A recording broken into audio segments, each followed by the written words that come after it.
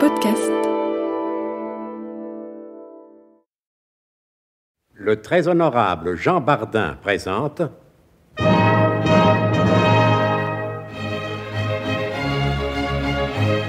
Bon baiser de partout. Une émission secrète de...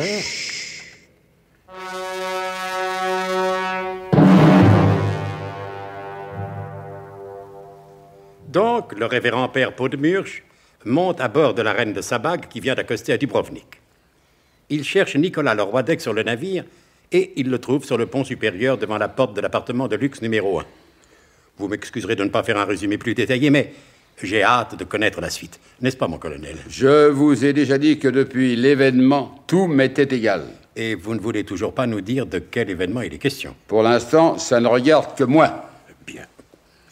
Retournons donc sur le pont supérieur de la reine de Sabag. Inter 1829. J'ai une grippe épouvantable. Je suis venu vous dire qu'il faut que vous rentriez immédiatement à Paris. Mais me touchez pas dans le visage, mais ma mission n'est pas terminée. Ordre du colonel. Après tout, si c'est un ordre, j'ai qu'à m'incliner. C'est ce que vous avez de mieux à faire, mon fils. Pourtant, mon père, j'étais au bord de la réussite. Est-ce que je ne pourrais Mon pas... fils, un ordre qu'on discute n'est déjà plus un ordre. Oui, à chaque fois, il me touche dans le visage. Oui, ça devient un ordre mineur. Et pourtant, si vous saviez comme la situation est compliquée, j'ai jamais vu une situation plus compliquée que celle-ci. Le jour où vous découvrirez une situation simple dans le renseignement, méfiez-vous, c'est que vous n'en aurez pas vu toutes les complications. À propos de complications, je crois bien que je vais en avoir. Bon, eh bien, alors on s'en va. Dites, finissez de tousser, je vous parlerai après.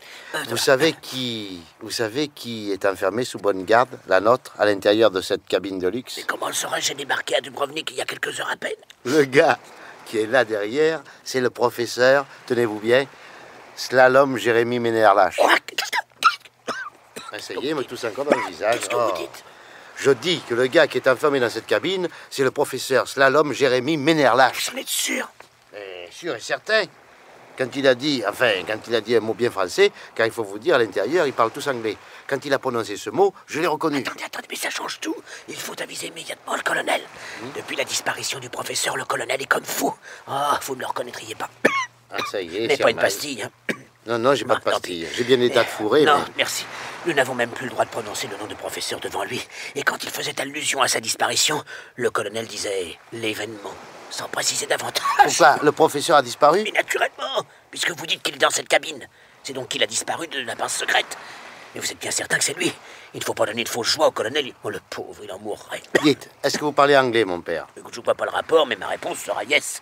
Sinon, comment voudriez-vous que je me costumasse en pasteur écossais? C'est vrai, ça, j'aurais dû y penser. Eh bien, puisque vous parlez anglais, prenez mes lunettes. Écoutez, j'ai pour habitude de ne m'étonner de rien. J'ai branché un micro-émetteur à l'intérieur de la cabine, et le récepteur est dans les branches de la monture d'écaille de mes lunettes. Enfin, mon père, c'est un modèle que vous connaissez. Oui, mais je n'avais encore jamais eu l'occasion de m'en servir pour une pastille. Vraiment, Non, j'ai pas apprécié.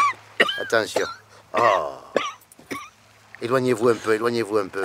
Il faut pas qu'on vous voit rôder autour de cette cabine. Oui, mais je voulais vous dire, vous-même, vous ne craignez pas de vous faire remarquer? Mais non, nous sommes engagés comme hommes de main, comme garde du corps. C'est toute une histoire que je n'ai pas le temps de vous raconter maintenant. Allez vous asseoir dans ce transatlantique là-bas et faites semblant de lire votre bréviaire.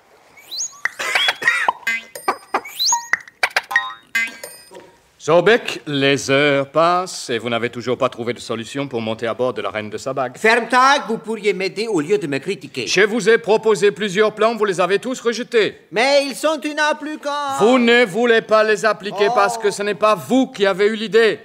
Attention, Zorbeck. Plusieurs fois déjà, je vous ai dit, la vanité vous perdra. Ne commençons pas, ou plutôt ne recommençons pas cette discussion ridicule. Ce que je cherche, c'est quelque chose de simple. Et non pas toutes ces histoires ridicules, prendre le navire à l'abordage, où les naufragés pour être recueillis par le paquebot et autres fariboles. Voyons, allons. Et l'autocar, ça ne vous plaît pas? Mais non, ça me plaît pas du tout. Oui, et pourtant, ce plan-là, il était très simple. Mais oui, écoutez. Les touristes sont partis en autocar visiter la colline de Zarkovica. On précipitait le dernier autocar dans le ravin. Grande catastrophe, mais ça faisait des cabines de libre. Alors, je ne vois vraiment pas ce qui vous arrête. Je vous ai connu moins pusillanime. Alors, mon père, Qu'est-ce que ça donne, hein? Qu'est-ce qu'il raconte? Le roi Deck, vous aviez raison. Il s'agit bien du professeur Slalom Jérémy Ménère-Lâche. Il faut prévenir le colonel immédiatement. Oui, mais comment? Ah, évidemment, comment? Vous restez ici. Mais je suis bien obligé, je suis de garde. Alors, moi, je vais aller en ville, envoyer un télégramme au colonel et attendre ses instructions. Oui, achetez-vous du sirop. Bonne chance, mon père. Oui, merci, mon fils. Oh! Rendez-moi mes lunettes. On sait jamais, ça peut toujours servir. Je les essuie quand on les a pollués, là, et que ça touche à attraper ces microbes. Bien que je parle pas anglais, des fois qu'ils se mettraient à causer français.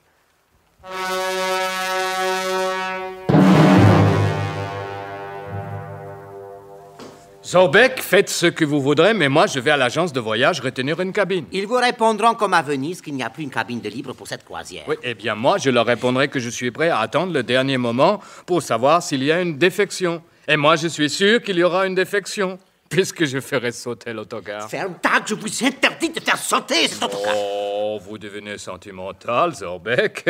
On ne fait pas d'omelette sans casser des œufs. Ferme ta gueule, vous êtes répugnant. Je suis pratique. Et la guerre secrète, ce n'est pas la guerre en dentelle. Ne s'agit pas de ça. Je veux dire que vous êtes répugnant de bêtises. Avez-vous seulement pensé que dans cet autocar que vous voulez précipiter dans le ravin auront pris place? Oui, Quoi? je sais ce que vous allez me dire. Vous allez encore me parler de femmes et de petits-enfants. Non, ferme ta gueule, non, dans cet autocar, écoutez-moi, auront peut-être pris place Nicolas le roi Deck et la personne qu'il veut contacter au cours de cette croisière. Alors, adieu l'opération Tupet-là. Hein, vous comprenez, dans cette tête vide-là? Alors, c'était pas la peine de m'injurier. Je suis pas un sentimental non plus. Que tu veux? Je suis pratique, les femmes et les enfants.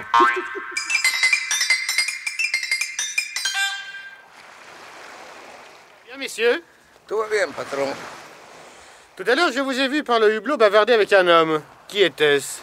Et que voulait-il? Oh, mais c'était rien, patron. Un pasteur écossais qui venait lire son bréviaire. Comme il avait oublié ses lunettes, je lui ai prêté les miennes. Vous pouvez rentrer. Tout se passe bien. Très bien. Ah, dites, patron. Oui? Vous ne trouvez pas que c'est une jolie langue que la langue française?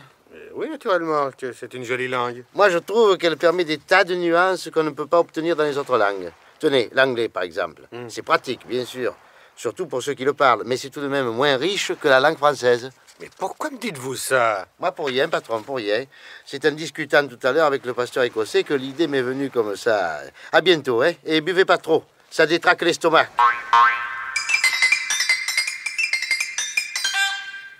Patron, un télégramme de Dubrovnik. Encore?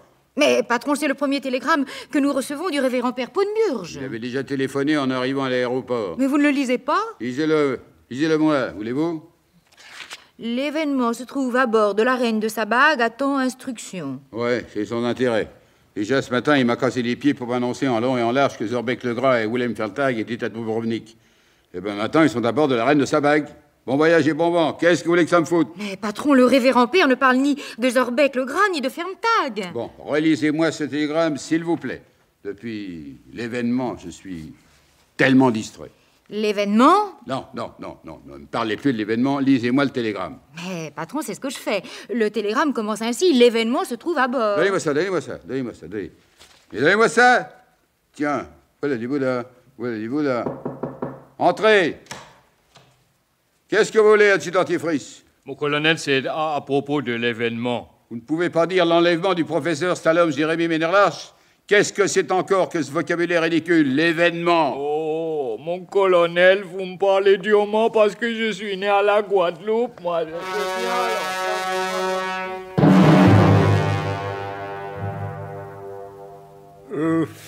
Enfin. Je suis encore plus heureux que le colonel. Je sais enfin ce qu'est ce fameux événement dont on parle depuis tant d'épisodes. C'est avec beaucoup plus de calme que je vais attendre une nouvelle péripétie de ce grand feuilleton d'aventure et de suspense et d'événements. Bon baiser de partout. C'était Bon baiser de partout. Une émission secrète de Pierre Dac et Louis Rognoni. Avec Elena Bossis, Roger Carrel, Maurice Chevitte, Pierre Dac, Claude Dasset, Paul Prébois, Alain Roland et Jean Servet. Décryptage et mise en code, Jean-Wilfried Garrett.